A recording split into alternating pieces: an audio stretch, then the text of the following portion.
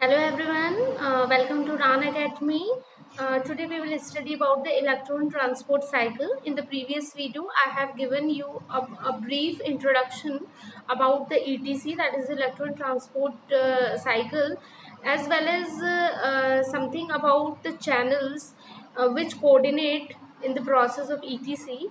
So in the same series, we are going to commence today about to know about what is the real process of ETC, what is going to happen in the ETC, and the diagram that is being shown on a screen. ये वही diagram है जो मैंने previous video में भी लिया था. इसके थ्रू मैंने आपको चैनल्स को एक्सप्लेन किया था. Basically there are 4 channels which are involved in the ETC. जो complex 1, complex 2, complex 3 and complex 4, ये चारों ही कॉम्प्लेक्सेस जो होते हैं they are very important. So without wasting time, let's commence about. So first of all, जो नाम है that is the electron transport cycle. यहाँ पर जो main term है that is about electrons. In the previous video, I have also explained कि जो ETC के लिए जो electrons होते हैं उनका क्या source होता है. तो वो जो सोर्स है उस इलेक्ट्रॉन्स का, वो पहले की जो प्रीवियस प्रोसेसेस होती हैं that is the glycolysis, pyruvate oxidation and citric acid cycle, ये जो 3 प्रोसेसेस ऑलरेडी हो चुकी हैं, ठीक है. दिस ऑल प्रोसेसेस जो है they are also a part of cellular respiration and we are studying it in the eukaryotic cell.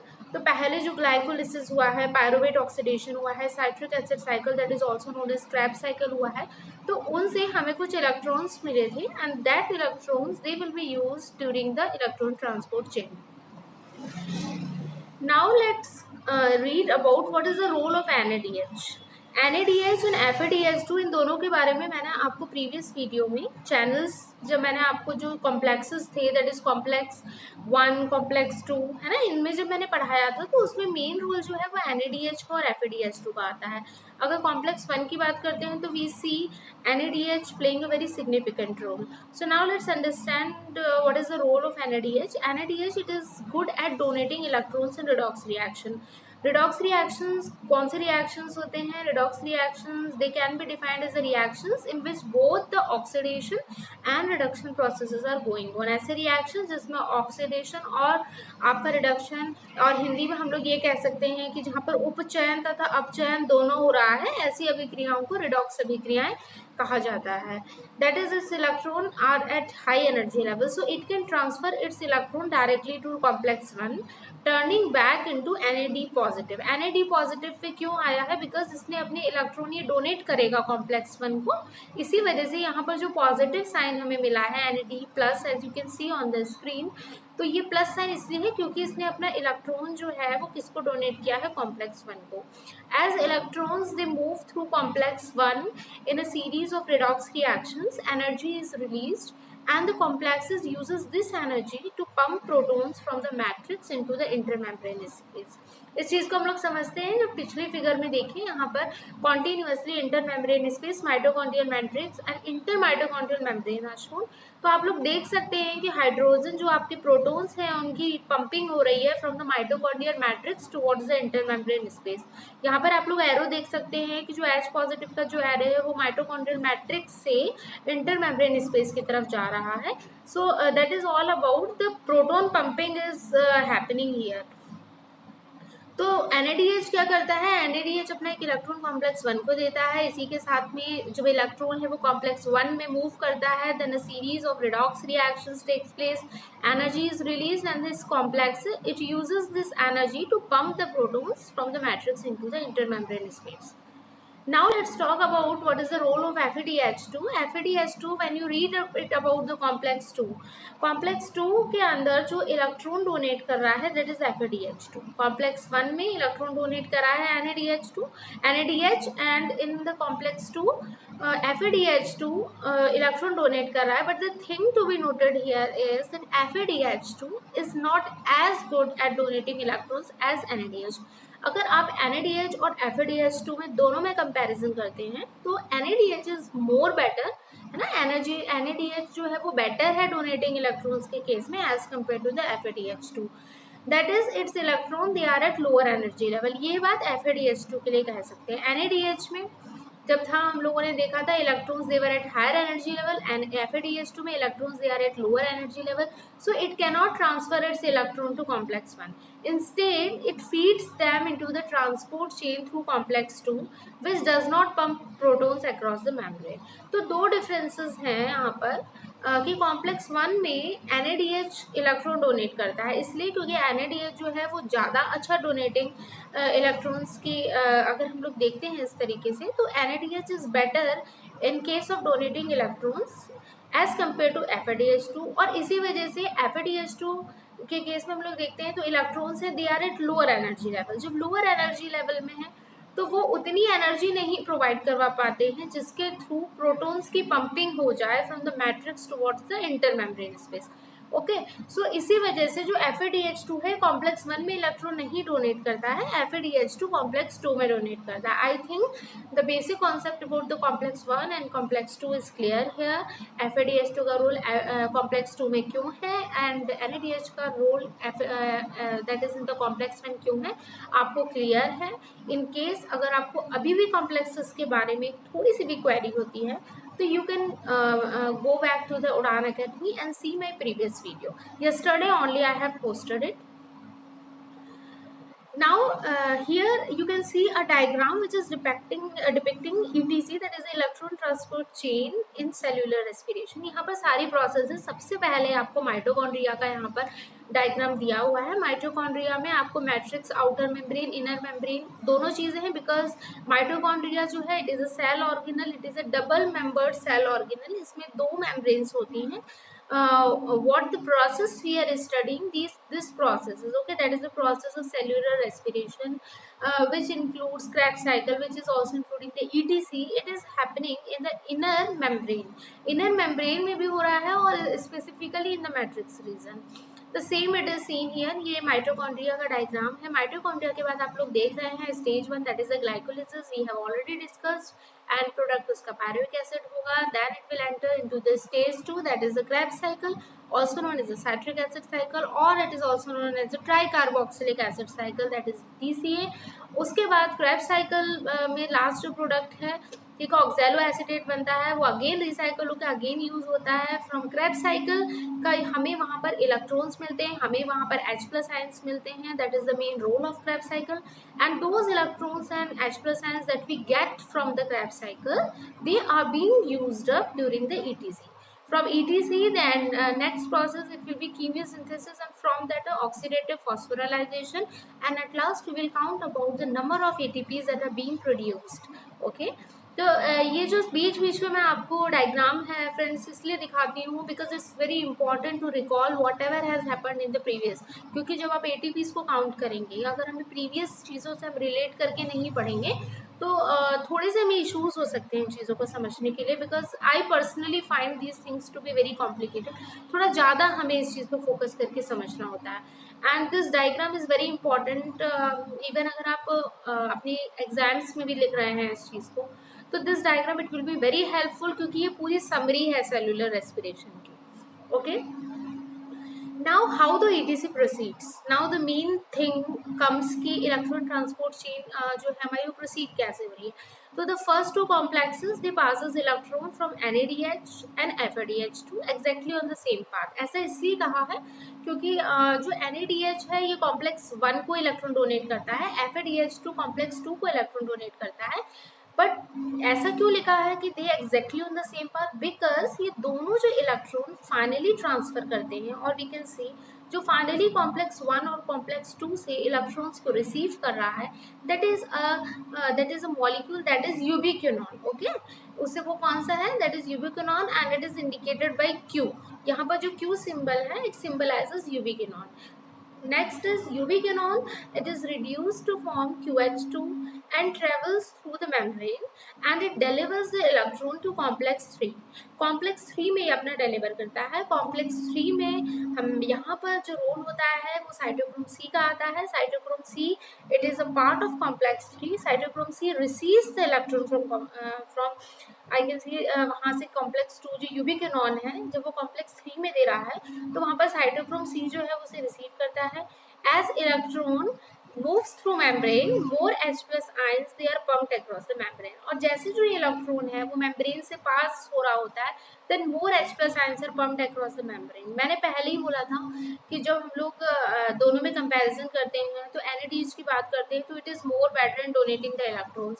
तो जब ये सारी प्रोसेसेस होती है, एनर्जी रिलीज हो रही होती है, और एनर्जी रिलीज होती है और एनर्जी किस में कंज्यूम होती है, वो चीज़ यूज हो रही होती है फॉर द प्रोटोन पंप. ठीक है, प्रोटोन पंप का क्या काम है? To pump the hydrogen ion, I can say the protons जो H प्लस आयन की pumping from the matrix to the inner mitochondrial membrane जो है उसकी मेम्ब्रेन के थ्रू अक्रॉस उसको पास कर रहा होता है, पंप कर रहा होता है. Ultimately they are electrons, they are transfer to the cytochrome C. Cytochrome C अभी भी कॉम्प्लेक्स 3 की बात हो रही है, और साइटोक्रोम सी से जो कॉम्प्लेक्स 4 में इलेक्ट्रॉन साइटोक्रोम सी डोनेट करता है, from complex 4 electron they passes the electron to oxygen molecule. अब यहाँ पर O2 जो है ऑक्सीजन मॉलिक्यूल है, वहाँ पर इलेक्ट्रॉन जाते हैं. यहाँ पर मैं बताना चाहती हूँ आपको कि जब हम कॉम्प्लेक्स 4 की बात करते हैं तो along with cytochrome C there are 2 additional cytochrome protein molecules, फिर से 2 एक्स्ट्रा होते हैं यहाँ पे, जिसमें जो सेकेंड होता है it is with the help of a copper. वहाँ पर क्या होते हैं, कॉपर बाइंडिंग आयंस होते हैं, कॉपर आयंस होते हैं, उनकी हेल्प के थ्रू यहाँ पर ऑक्सीजन जो होता है मॉलिक्यूल, ठीक है, it gets splitted into 2 oxygen atom. जो O2 है वो 2 ऑक्सीजन एटम्स में स्प्लिट हो जाता है and they accepts the protons from the matrix to form water H2O. तो क्या होता है, ऑक्सीजन O2 मॉलिक्यूल ब्रेकअप हो रहा है, स्प्लिट हो रहा है, तो you can see we will get 2 oxygen atom. Along with it हमें वाटर कहाँ से मिल रहा है, we are getting the H plus ions, continuously proton pumping हो रही है कॉम्प्लेक्स 2 तक. तो क्या होता है कि मैट्रिक्स से हमें H प्लस भी आयन मिलते हैं, तो in collaboration with the H plus ions and the presence of 2 oxygen atom finally the water molecule it gets formed. The things to be noted here is 4 electrons are required to reduce each molecule of oxygen. 4 electrons are required to reduce each molecule of oxygen. 2 water molecules are formed.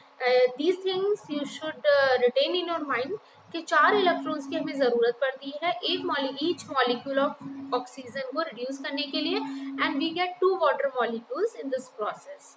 Okay, तो अब diagrammatic representation से वो सारी चीज़ें हम लोग समझते हैं. देखिए वही डायग्राम है, आप लोग डिफरेंट प्रोसेसेस देख सकते हैं, बहुत क्लियरली मेंशन्ड है कि यहाँ पर मैट्रिक्स दिया हुआ है, इंटरमेम्ब्रेन स्पेस दिया हुआ है. Here you can C from matrix itself 4 H plus ions, आप लोग जो फर्स्ट देख रहे हैं पिंक से क्लियर है, तो देखिए ऊपर की तरफ 4 H प्लस यानी प्रोटॉन पंप के थ्रू H प्लस आयन जो है वो पंप हो रहे हैं from the matrix towards the intermembrane space. Similarly आप लोग यहाँ पे देखिए ये कॉम्प्लेक्स 1 था, कॉम्प्लेक्स 1 में आप देखिए NADH जो है इसने अपना एक इलेक्ट्रॉन दिया था. ओके, और ये NAD, इसीलिए इस पर NAD पॉजिटिव आ गया है, ये कॉम्प्लेक्स 1 में हो रहा है. कॉम्प्लेक्स 2 में FADH2 अपना इलेक्ट्रॉन देता है, और Q जो है देखिए उसको फाइनली कौन रिसीव कर रहा है, दोनों से ही आप लोग देख सकते हैं ब्लू से इंडिकेट है. पहले फर्स्ट कॉम्प्लेक्स से भी ब्लू एरो जो जा रहा है, सेकंड FADH2 से भी ब्लू जा रहा है, दोनों के इलेक्ट्रॉन्स कौन रिसीव कर रहा है, Q कर रहा है. I have already told you Q here stands for the यूबिक्विनोन. यूबिक्विनोन ने इसे रिसीव किया फ्रॉम यूबिक्विनोन, अब वो कॉम्प्लेक्स 3 में उसको इलेक्ट्रॉन को डोनेट करा है. यहाँ पर होता है साइटोक्रोम सी. साइटोक्रोम सी जो है वो इलेक्ट्रॉन्स को रिसीव करता है from the cytochrome C, it then passes its electron to the complex 4.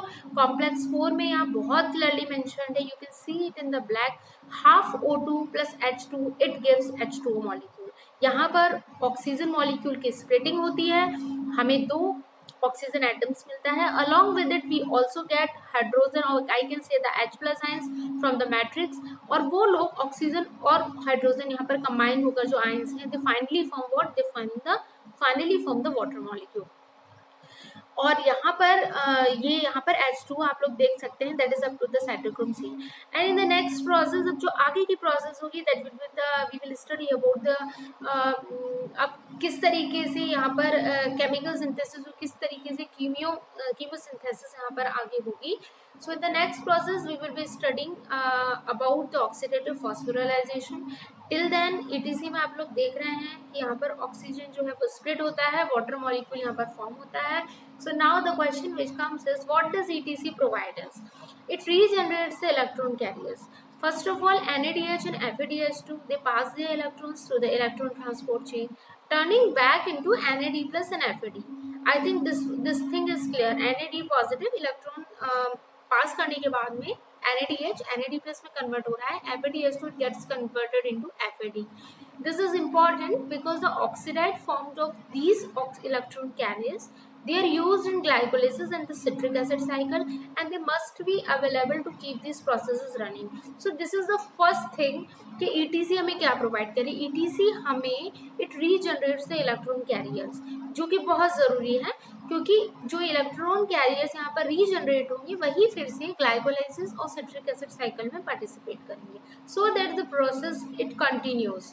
Okay, and the second one, it makes a proton gradient. I have already told you in my previous videos, gradient word हम वहाँ पर use करते हैं when we talk about a difference in something, जैसे concentration gradient. Concentration gradient यानी कहीं पर भी low concentration और high concentration के बीच का difference अगर हमें measure करना है तो we will study the concentration gradient. Similarly यहाँ पर हम लोग देख रहे हैं कि कॉन्टिन्यूसली मैट्रिक्स से जो H प्लस आयंस है, gets pumped into the intermembrane space, inner mitochondrial membrane. तो इनर माइटोकॉन्ड्रियल मेम्ब्रेन में जब वो प्रोटॉन की पंपिंग होती है तो मैट्रिक्स में उसकी कॉन्सेंट्रेशन लो होने लगती है, वहाँ बाहर की तरफ जो माइटोकॉन्ड्रियल मेम्ब्रेन है वहाँ पर उसकी ज़्यादा होने लगती है.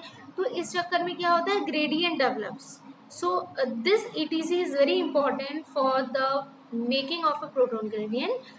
Here now we can see it on the screen. What is written here is the transport chain builds a proton gradient across the inner mitochondrial membrane with a higher concentration of H plus in the intermembrane space and a lower concentration in the matrix, as I have already told you.